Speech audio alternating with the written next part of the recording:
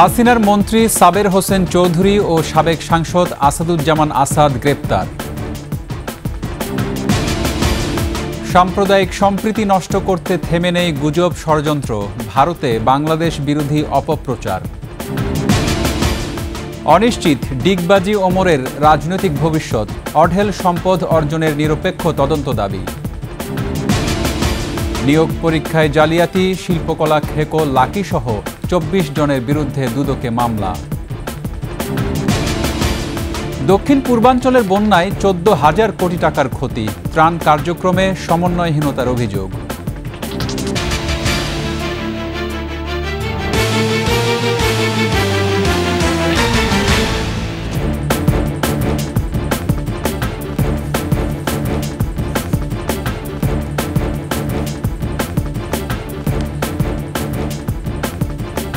শুনছিলেন first security ইসলামী bank PLC সংবাদ শিরোনাম। আমন্ত্রণ রাতের ২১-এর সংবাদে, সাথে আছি রক্তিম ত্রিপুরা।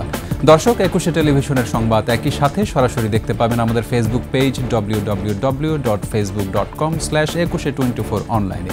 এছাড়া সাবস্ক্রাইব করতে পারেন www.youtube.com/@21 চ্যানেলে। এছাড়া সংবাদে আরও থাকছে: মন্দির মণ্ডপে প্রতিমা সাজানোর ব্যস্ততা, দুর্গোৎসবের নিরাপত্তা নিয়ে ঝুঁকি নেই বললেন স্বরাষ্ট্র উপদেষ্টা।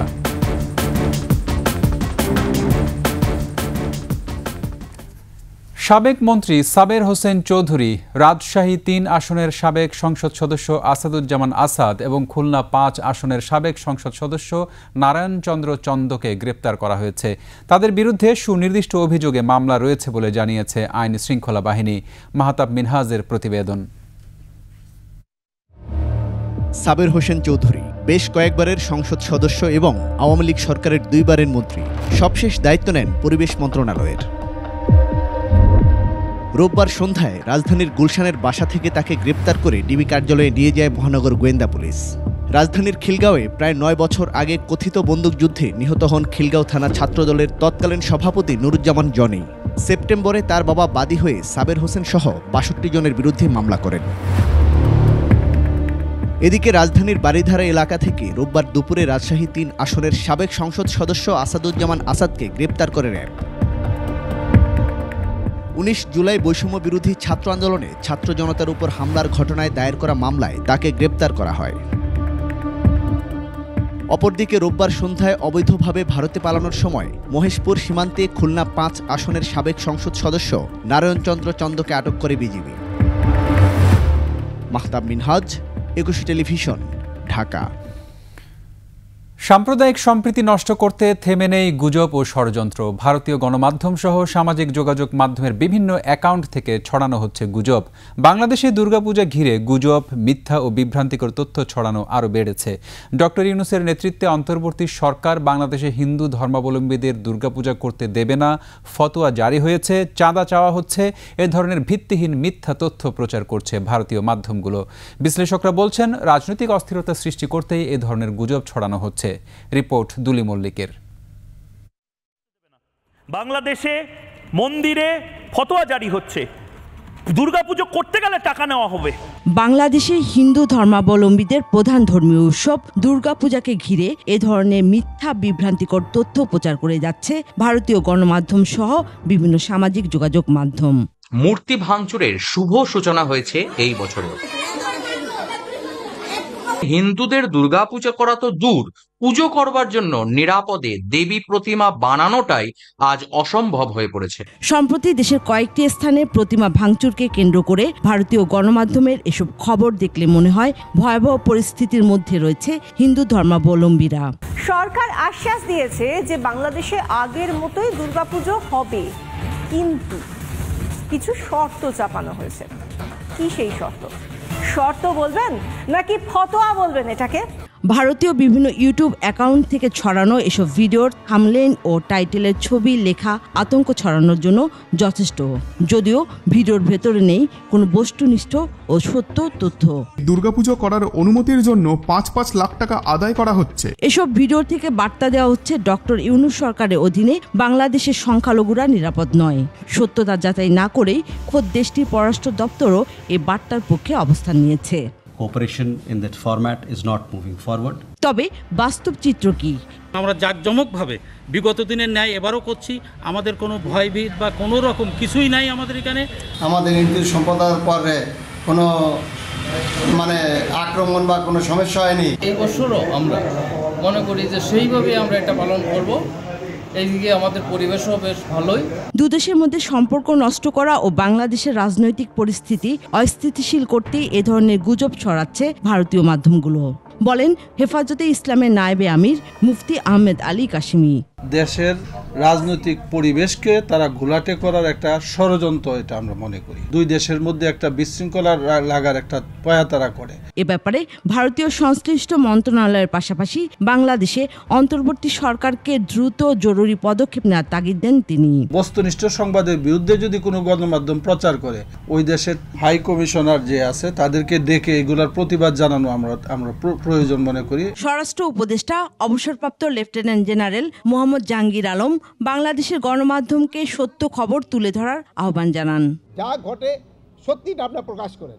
শেখ হাসিনা সরকারের পতনের পর থেকে ভারতীয় গণমাধ্যম সহ বিভিন্ন সামাজিক যোগাযোগ মাধ্যম একের পর এক মিথ্যা ও বিভ্রান্তিকর তথ্য প্রচার করে যাচ্ছে। ময়ূখ সংখ্যালঘু সংখ্যাগুরু তাদের শত্রু নয়। দুলি মল্লিক, ডেস্ক রিপোর্ট, 21 টেলিভিশন। প্রধান উপদেষ্টা অধ্যাপক ডক্টর মোহাম্মদ ইউনুস বলেছেন, দেশের ক্রান্তি লগ্নে সেনাবাহিনী মানুষের পাশে এসে দাঁড়িয়েছে এবং একটি অন্তর্বর্তীকালীন সরকার গঠনের প্রক্রিয়াকে ত্বরান্বিত করে দেশকে অস্থিতিশীল পরিস্থিতির হাত থেকে রক্ষা করেছে। সেনা সদর নির্বাচনী পরিষদ 2024-এর আনুষ্ঠানিক উদ্বোধনীতে প্রধান উপদেষ্টা আরও বলেন, এর ফলে সেনাবাহিনী আবারও দেশের মানুষের কাছে আস্থার প্রতীক হিসেবে স্বীকৃতি লাভ করেছে। এর আগে সকালে সেনা সদর দপ্তরে পৌঁছালে ডক্টর মোহাম্মদ ইউনুসকে স্বাগত জানান সেনা প্রধান ওয়াকারুজ্জামান। এই সময় সেনা কর্মকর্তাদের পেশাগত দক্ষতা, সততা, বিশ্বস্ততা ও আনুগত্যের উপর গুরুত্বারোপ করেন প্রধান উপদেষ্টা। বলেন, সৎ, নীতিবান এবং নেতৃত্বের অনন্য গুণাবলী সম্পন্ন কর্মকর্তারা পদোন্নতির দাবিদার। রাজনৈতিক মতাদর্শের ঊর্ধ্বে থেকে যারা নেতৃত্ব দিয়েছেন তাদের পদোন্নতি নিশ্চিত করার নির্দেশও দেন ডক্টর মোহাম্মদ ইউনুস। দুর্নীতি আর ক্ষমতার লোভে হারিয়ে গেছে সেই স্বঘোষিত হ্যাডমওয়ালা রাজনীতিবিদ ব্যারিস্টার শাহজাহান ওমরের রাজনৈতিক ভবিষ্যৎ। বিএনপি থেকে ডিগবাজি দিয়ে 7 জানুয়ারির বিতর্কিত নির্বাচনে আওয়ামী লীগের টিকেটে এমপি হয়ে হারিয়েছেন একুল ওকুল দুকুলি। বিএনপি সরকারের প্রতিমন্ত্রী হয়ে গড়ে তুলেছিলেন অবৈধ সম্পদের পাহাড়। হামলা, মামলা, নির্যাতন চালিয়েছেন নিজ দলের ত্যাগী নেতাকর্মীদের উপরও। ঝালকাঠি প্রতিনিধি আজমির হোসেন তালুকদারের তথ্য ছবিতে desk report. Barrister Shahjahan Omar মুক্তিযুদ্ধোত্তর বাংলাদেশে বীরুত্তম খেতাব পেলেও দেশ এবং মানুষের সঙ্গে করেছেন প্রতারণা। সমাজের জন্য রাজনীতি না করে ব্যক্তি স্বার্থে হয়ে ওঠেন প্রতাপশালী রাজনীতিবিদ। বিএনপির রাজনীতি করে হয়েছেন এমপি থেকে মন্ত্রী। নিজ নির্বাচনী এলাকা ঝালকাঠি জুড়ে ছিলেন দলের একক নীতি নির্ধারক। সেই বিএনপির সঙ্গে বিশ্বাসঘাতকতা করে কারাগারে আটক থাকা অবস্থায় আওয়ামী লীগের সঙ্গে আঁতাত করে বনে যান নৌকার মাঝি। সবশেষে প্রহসনের নির্বাচনে আবারও প্রবেশ করেন বিতর্কিত সংসদে। সেই দোর্দণ্ড প্রতাপশালী ক্ষমতার লোভে ছিটকে পড়েছেন রাজনীতির মাঠ থেকে আস্থা করে। বিএনপির কেন্দ্রীয় নেতা হয়েও দলের মধ্যে বিভেদ তৈরি করে তৃণমূলের নেতাকর্মীদের ওপর চালিয়েছেন নির্যাতন। শাহজাহান ওমরের অবৈধভাবে সম্পদ অর্জনের বিষয়ে নিরপেক্ষ তদন্ত চান একসময়ে তারই রাজনৈতিক কর্মীরা। আওয়ামী লীগ সরকারের সময় উচ্চ আদালতে 13 বছরের সাজার রায় কার্যকরের দাবিও তাদের। আওয়ামী লীগ নির্বাচন করতে সে একটা বিশ্বাসঘাতক, সে একটা মুনাফেক, সাংগঠনিকভাবে সে কোনো ভিত্তি তৈরি করতে পারে না। তার যে টেন্ডারবাজি, দান্দাবাজি, লুটপাট এইভাবে করে অডেল টাকার মালিক হয়েছে। স্বৈরাচারের দোষরের আমরা বিচার চাই।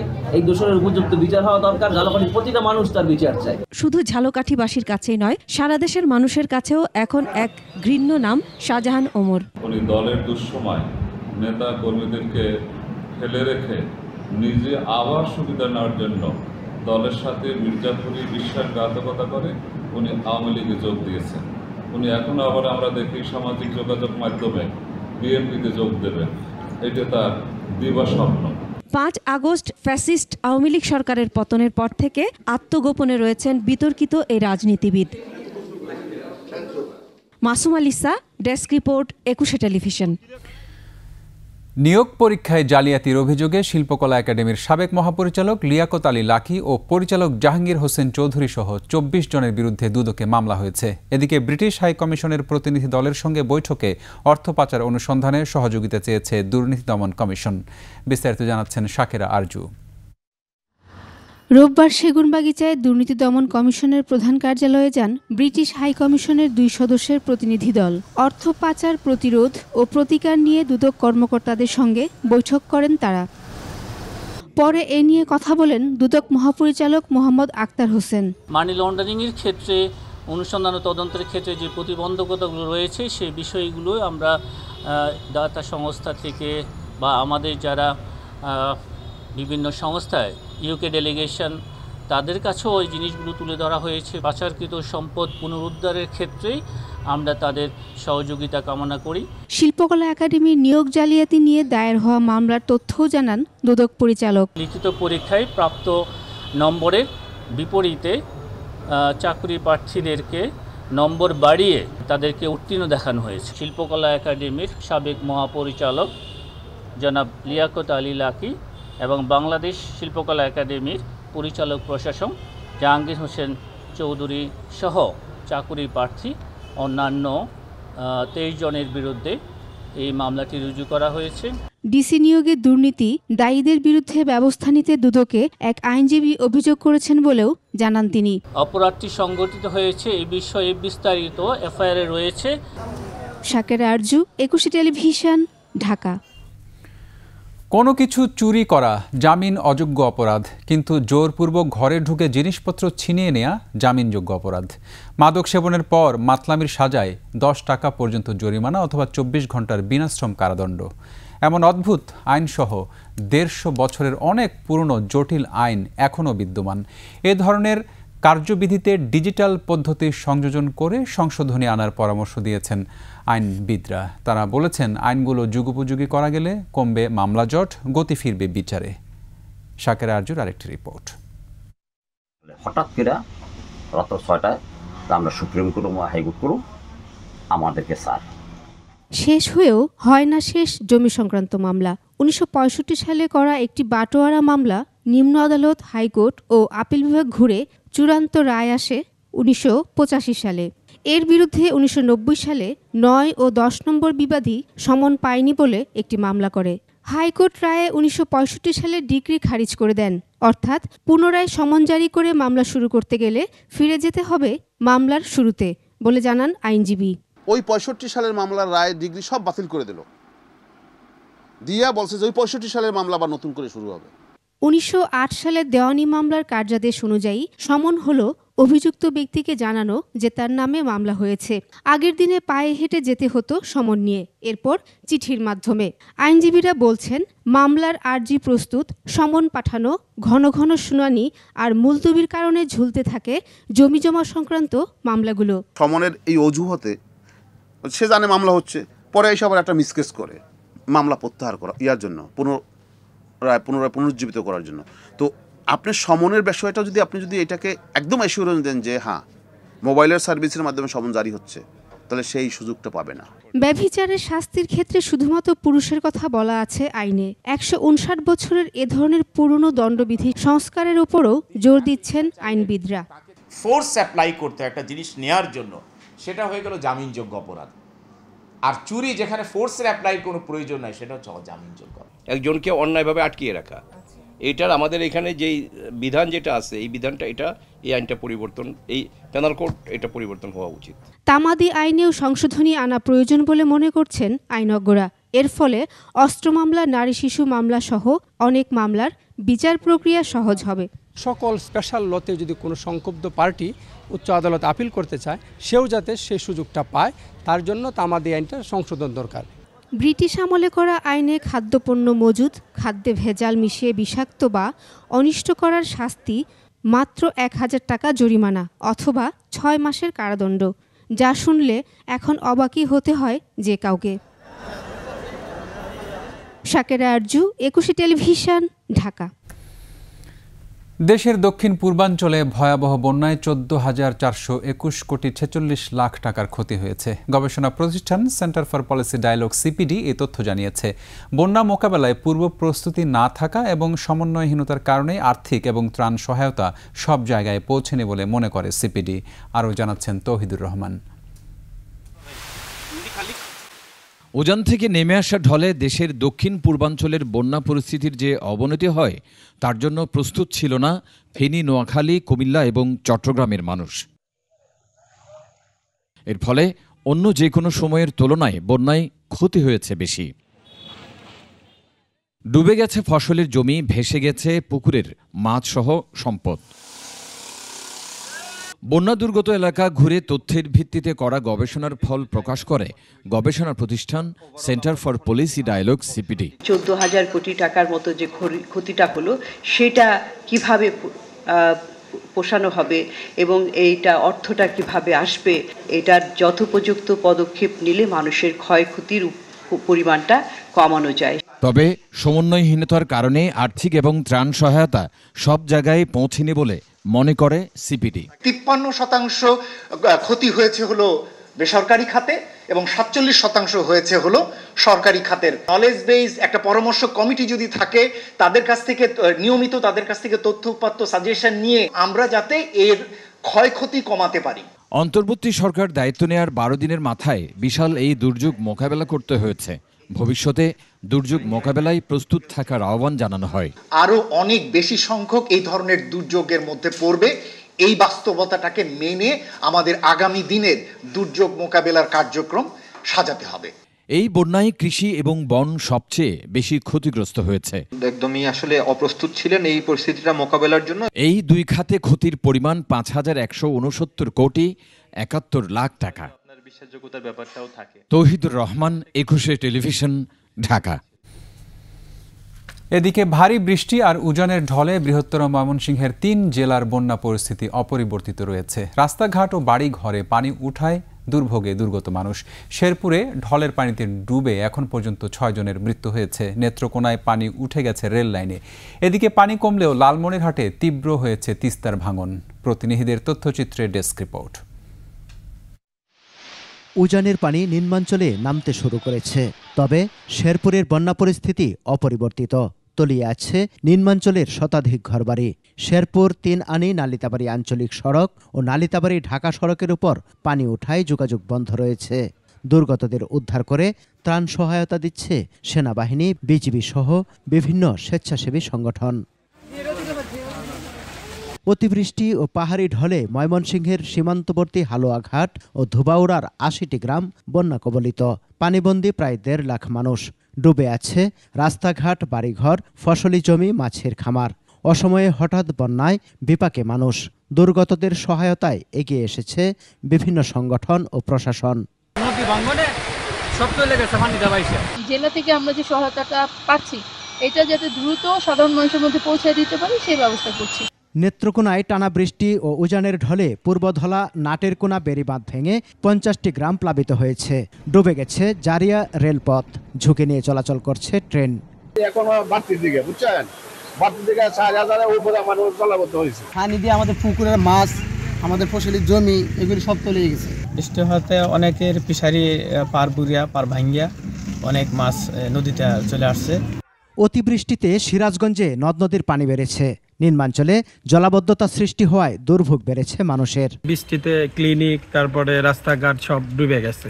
এদিকে উত্তরের জেলা লালমনিরহাটে বন্যার পানি কমে গেলেও তীব্র হয়েছে তিস্তার ভাঙন। 3 দিনে নদীগর্ভে বিলীন হয়ে গেছে 20টি পরিবারের ভিটেমাটি। হুমকির মুখে আদিতমারির গরিবুল্লাহ পাড়া গ্রাম। জমা জমি শেষ, আবাদও শেষ, ঘর বাড়িও তো ধ্বংস হয়ে গেল। এখন আমরা বাচ্চা কাচ্চা নিয়ে যে কোনখানে থাকবো তারও স্থান কোনো দেখা যাইতেছে না। ইলিপ ছিলিপ চাই না, আমাদের বাড়ি ভাঙবে লাগছে, আমরা নদীর বাঁধ চাই। যখন যেখানে যেটুকু দরকার আমরা জিও ব্যাগ জিও টিউব দিয়ে সেই ভাঙনটা রোধ করার চেষ্টা করে যাচ্ছি। নদী খনন ও স্থায়ী বাঁধ নির্মাণের দাবি তিস্তাপাড়ের মানুষের। সমর ইসলাম, ডেস্ক রিপোর্ট, 21 টেলিভিশন। কড়া নাড়ছে শারদীয় দুর্গাপূজা। শেষ মুহূর্তে মণ্ডপগুলোতে প্রতিমায় রং তুলির আঁচড়ে ব্যস্ত কারিগররা। এদিকে দুর্গোৎসবকে নির্বিঘ্ন করতে নিরাপত্তা জোরদার করেছে প্রশাসন। খুলনা, ময়মনসিংহ ও কিশোরগঞ্জ প্রতিনিধির পাঠানো তথ্য ছবিতে ডেস্ক রিপোর্ট। শরতের কাশফুল, মণ্ডপে মণ্ডপে প্রতিমা তৈরির আয়োজন বলে দিচ্ছে দুর্গতি নাশিনী মা দুর্গা আসছেন মর্তে। মহাষষ্ঠীতে দেবীর বোধনের মধ্য দিয়ে শুরু হবে দুর্গাপূজার মূল আনুষ্ঠানিকতা। খুলনা জেলায় এবছর দুর্গাপূজা হবে 791টি মণ্ডপে। মন্দিরে সাজসজ্জার পাশাপাশি আইন শৃঙ্খলা রক্ষায় বসানো হচ্ছে ক্লোজ সার্কিট ক্যামেরা। আলোকোজ্জ্বল সহ সাজসজ্জায় বৈচিত্র্যতা আনতে চলছে প্রস্তুতি। এবার রঙের কাজ 2-3 দিন মধ্যে হয়ে যাবে। পূজা অর্চনা করে তাদেরকে বোঝানোর চেষ্টা করছি, কোনো উদ্বিগ্ন উৎকণ্ঠতার কারণ নাই, কারণ সরকার নিরাপত্তা দেওয়ার জন্য সর্বাত্মক চেষ্টা করেছে। মন্দিরগুলোতে যে কোনো অপতৎপরতা ঠেকাতে কঠোর অবস্থানে আইন শৃঙ্খলা রক্ষাকারী বাহিনী। থানার ফোর্স প্লাস আমার পুলিশ লাইনের ফোর্স অফিসাররা সবাই খুব যত্নের সাথে খোঁজখবর রাখতেছে। ময়মনসিংহ জেলায় 693 মণ্ডপে চলছে পুজোর প্রস্তুতি। এবারের উৎসব নিয়ে কিছুটা শঙ্কা রয়েছে হিন্দু সম্প্রদায়ের মধ্যে। এই আশঙ্কার কথা উড়িয়ে দিয়ে পুলিশ কর্মকর্তা জানান, সার্বিক নিরাপত্তা ব্যবস্থা জোরদার করা হয়েছে। অত্যন্ত উৎসাহের সাথে এবং নিরাপদভাবে পূজার আয়োজনে আমরা যে যার অবস্থান থেকে ভূমিকা রাখতে পারি। কিশোরগঞ্জেও বেশিরভাগ মণ্ডপে রং তুলির আঁচড়ে ফুটে উঠছে দুর্গতি নাশিনী দুর্গার অবয়ব। সঙ্গে আছে লক্ষ্মী, সরস্বতী, কার্তিক ও গণেশের মূর্তিও। ভক্তদের আশা, শান্তির বার্তা নিয়ে আসবেন দেবী দুর্গা। এবার জেলায় 363টি মণ্ডপে দুর্গাপূজা হবে বলে জানিয়েছে প্রশাসন। সরকারের বিভিন্ন সময় যে নির্দেশনাগুলো আসছে সেগুলো বাস্তবায়নের জন্য আমরা নিরলসভাবে কাজ করে যাচ্ছি। প্রতিটি মণ্ডপে থাকবেন পুলিশ, আনসার ও গোয়েন্দা সংস্থার সদস্যদের পাশাপাশি স্বেচ্ছাসেবকরাও। প্রতিটা জায়গায় যাতে নিরাপত্তা 100% বিদ্যমান এবং নিশ্চিত নিরাপত্তা, এবং অফিসার ইনচার্জদেরকে বলা আছে কোথাও চুল পরিমাণ যাতে কোনো আমরা নিরাপত্তা ঘাটতি না পাই। শারদীয় দুর্গাপূজা হবে সর্বজনীন ও উৎসব মুখর, এমনই প্রত্যাশা সবার। Banushree Dolly, desk report, 21 television. এবারের দুর্গাপূজায় কোনো নিরাপত্তা ঝুঁকি নেই বলে জানিয়েছেন স্বরাষ্ট্র উপদেষ্টা অবসরপ্রাপ্ত লেফটেন্যান্ট জেনারেল মোহাম্মদ জাহাঙ্গীর আলম চৌধুরী। বিকেলে রমনা কালী মন্দিরে দুর্গাপূজার প্রস্তুতি দেখতে এসে তিনি এসব কথা বলেন। এ সময় স্বরাষ্ট্র উপদেষ্টা আরও বলেন, পূজা মণ্ডপগুলোতে 8টি নির্দেশনা দেওয়া হয়েছে। তাদের সাথে সমন্বয় করে সেনা, নৌ ও বিমান বাহিনীকেও মোতায়েন করা হয়েছে। সেই সাথে স্বেচ্ছাসেবকরা মণ্ডপের পাহারায় থাকবে। কেউ যদি বিশৃঙ্খলা তৈরির চেষ্টা করে তাহলে তা কঠোর হাতে দমন করা হবে বলেও জানান তিনি। এবছর সারা দেশে 32,666টি মণ্ডপে পূজা উদযাপিত হবে, যার মধ্যে ঢাকা মহানগরে পূজা মণ্ডপ 257টি। স্বরাষ্ট্র মন্ত্রণালয়ের তরফ থেকে 8 দফা নির্দেশনা প্রতিটা পূজা মণ্ডপে আমরা পাঠিয়েছি, এবং আমাদের অ্যাডমিনিস্ট্রেশনে যারা যারা আছে, ডিভিশনাল কমিশনার, ডিআইজি, তারপরে আপনার এসপি, ডিসি, ইউএনও, ওসি, সবার কাছে আমরা ইনস্ট্রাকশন পাঠিয়ে দিয়েছি। এই পূজা উদযাপনের জন্য আমরা সেনাবাহিনীকেও মোতায়েন করেছি, নৌবাহিনীকেও মোতায়েন করা হয়েছে, বিমান বাহিনীকেও মোতায়েন করা হয়েছে। এবার এই জন্য আপনারা কোথাও কোনো ধরনের বাধা বিপত্তি আপনারা ফেস করবেন না। ছাত্রলীগকে সন্ত্রাসী সংগঠন ঘোষণা করে আগামী 7 দিনের মধ্যে নিষিদ্ধ করতে অন্তর্বর্তী সরকারের প্রতি দাবি জানিয়েছেন দৈনিক আমার দেশ পত্রিকার সম্পাদক মাহমুদুর রহমান। জাতীয় প্রেস ক্লাব প্রাঙ্গণে সাংবাদিকদের সঙ্গে মতবিনিময় সভায় মাহমুদুর রহমান আরও বেশ কয়েকটি দাবি তুলে ধরেন। এর মধ্যে রয়েছে ছাত্র জনতার আন্দোলনে আহতদের চিকিৎসা ও পুনর্বাসনের জন্য উচ্চ পর্যায়ের কমিটি গঠন, যমুনা সেতুকে শহীদ আবু সাইদের নামে ও বঙ্গবন্ধু অ্যাভিনিউকে শহীদ আবরারের নামে নামকরণ করা।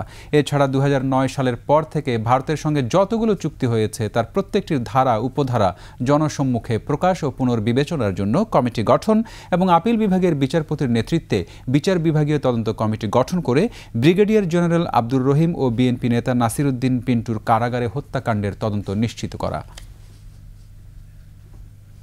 গত 16 বছরে যত সন্ত্রাসী কর্মকাণ্ড ঘটেছে তার জন্য একতরফাভাবে বাংলাদেশ ছাত্রলীগ দায়ী।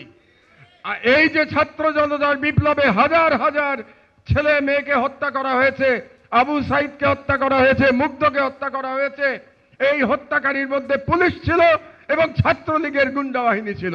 7 দিনের আলটিমেটাম দিচ্ছি, 7 দিনের মধ্যে ছাত্রলীগকে সন্ত্রাসী সংগঠন করে নিষিদ্ধ ঘোষণা করতে হবে।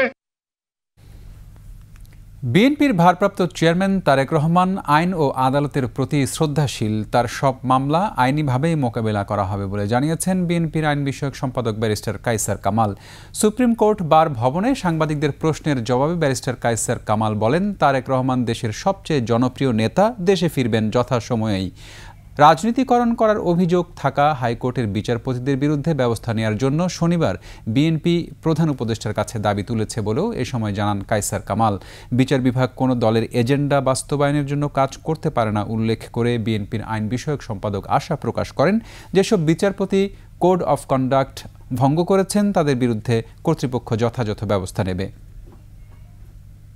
তার বিরুদ্ধে যে মামলাগুলো হয়েছে প্রত্যেকটা মামলায় রাজনৈতিক উদ্দেশ্য প্রণোদিত, মিথ্যা, বানোয়াট এবং ভিত্তিহীনভাবে রায় দেওয়া হয়েছে। তারপরেও তিনি আইনের প্রতি শ্রদ্ধাশীল।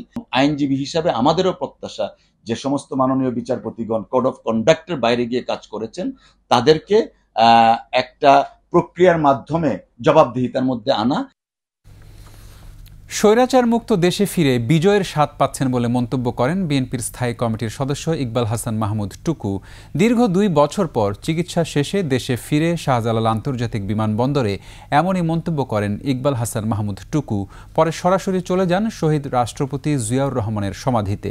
সেখানে নেতাকর্মীদের সঙ্গে নিয়ে শ্রদ্ধা নিবেদন করেন বিএনপির স্থায়ী কমিটির এই সদস্য। দীর্ঘ 2 বছর পরবাসী থেকে আজকের দেশে আসছি। আমার অনুভূতিটা হচ্ছিল যে 71-এ আমি যখন 22-23 বছরের যুবক ছিলাম, 16ই ডিসেম্বরে এসে যে অনুভূতিটা হয়েছিল আজকে আমার সেই অনুভূতিটা হয়েছে। আজকে বাংলাদেশ স্বৈরাচার খুনি মুক্ত বাংলাদেশ। আজকে মুক্ত বাংলাদেশে মুক্ত হওয়া নিতে পারবে।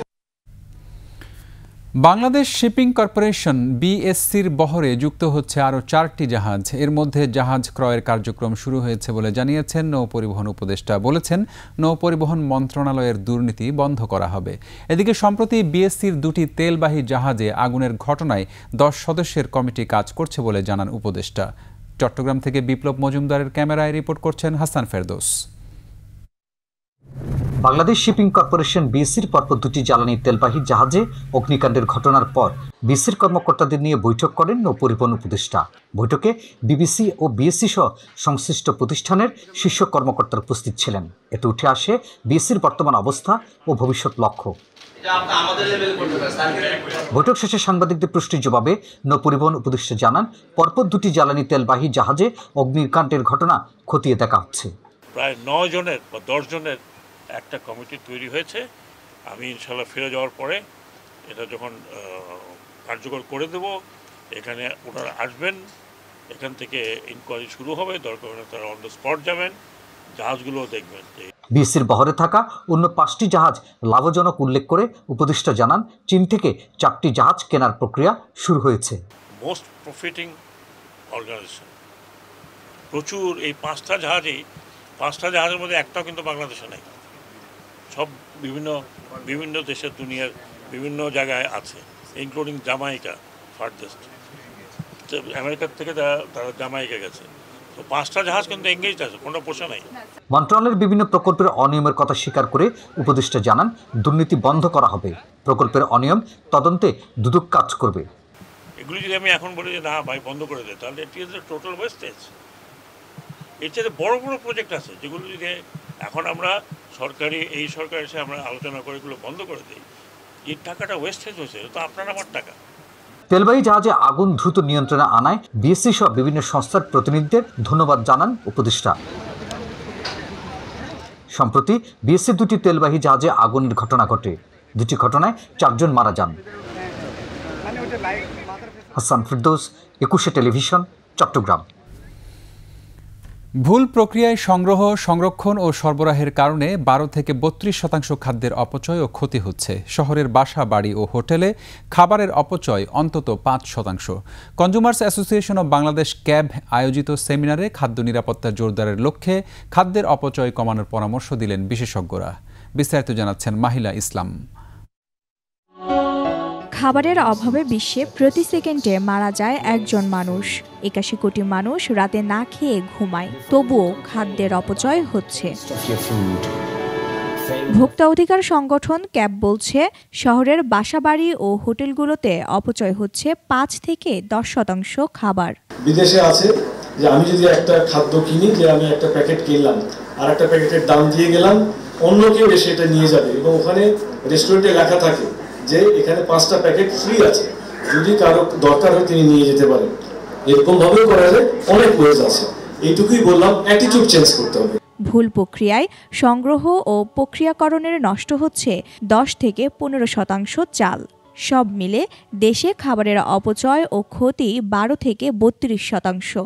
আমাদের যে গ্লোবাল ওয়েস্ট এবং ফুড লস, সেটার পরিমাণ প্রায় 40%, অর্থাৎ 2.5 বিলিয়ন টন প্রতি বছর। এবং এই যে ফুড লস এবং ফুড ওয়েস্ট যেটা, সেটা দিয়ে কিন্তু 3 বিলিয়ন মানুষকে কিন্তু খাওয়ানো সম্ভব। খাদ্য নিরাপত্তা জোরদারের অপচয় কমানোর তাগিদ দিলেন বিশেষজ্ঞরা। বাংলাদেশের কথা যদি বলি, আমাদের about 4 million tons of food waste are generated annually আমাদের আরবান ইন্ডিয়াতে, বাংলাদেশে।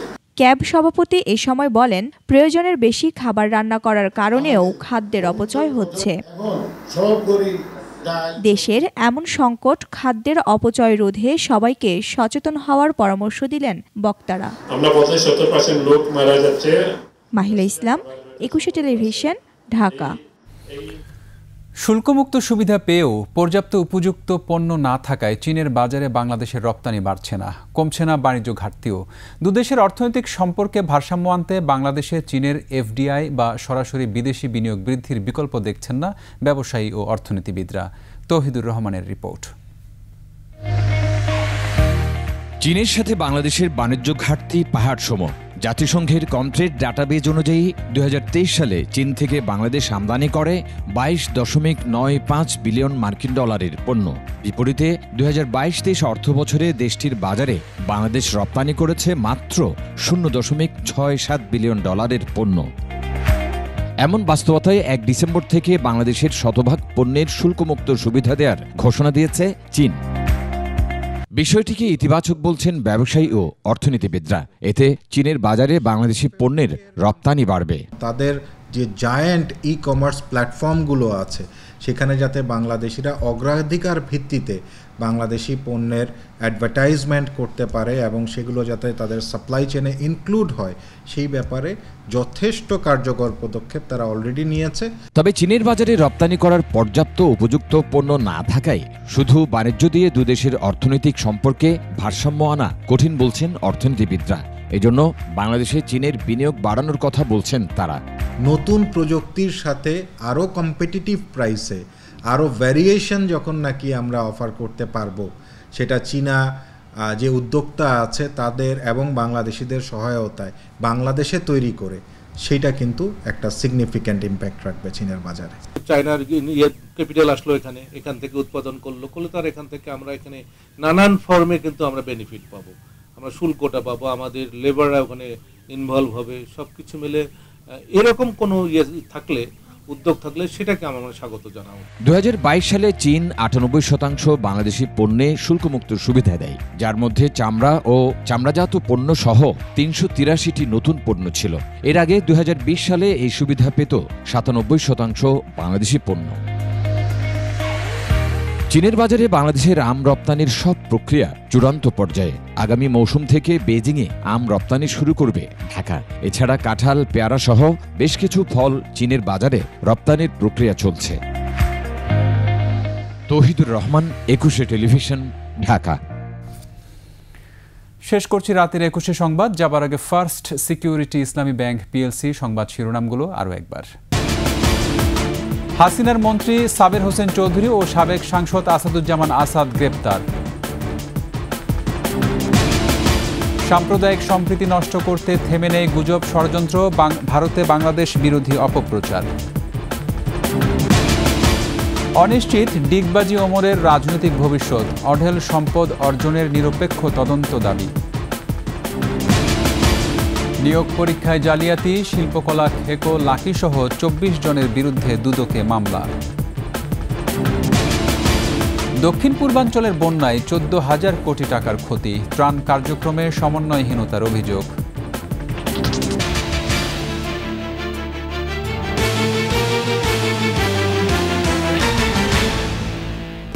সর্বশেষ সংবাদ জানতে ডায়াল করুন 2021 নম্বরে আর ভিজিট করুন ekushe-tv.com ওয়েবসাইটে। ফেসবুকে ভিজিট করতে পারেন www.facebook.com/ekushe24 অনলাইনে। এছাড়া সাবস্ক্রাইব করতে পারেন www.youtube.com/@ekushe-etv চ্যানেলে। এতক্ষণ সঙ্গে থাকার জন্য ধন্যবাদ। পরবর্তী সংবাদ রাত 1টায় দেখার আমন্ত্রণ রইল। একুশের সাথেই থাকুন।